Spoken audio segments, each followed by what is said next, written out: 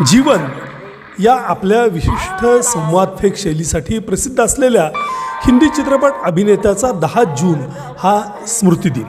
त्यांचं खरं नाव ओमकारनाथ धर असं होतं, मात्र चित्रपटसृष्टीमध्ये ते जीवन या नावानंच प्रसिद्ध झाले. 49 वेळा नारद मुनींची भूमिका त्यांनी केली आणि त्यामुळे हे एक रेकॉर्ड बनलं. काश्मीरी पंडित परिवारामध्ये जन्म झालेल्या जीवन यांनी सातत्यानं खलनायक साकारला, जो अत्यंत लोकप्रिय झाला.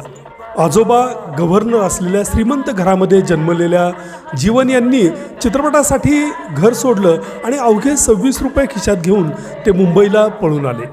तेव्हा त्यांचं वय 18 वर्ष होतं. रिफ्लेक्टर बॉय म्हणून कामाची सुरुवात करत नंतर ते उत्तम असे अभिनेता बनले. हिंदीसह पंजाबी चित्रपटांमध्ये सुद्धा त्यांनी भूमिका साकारल्या.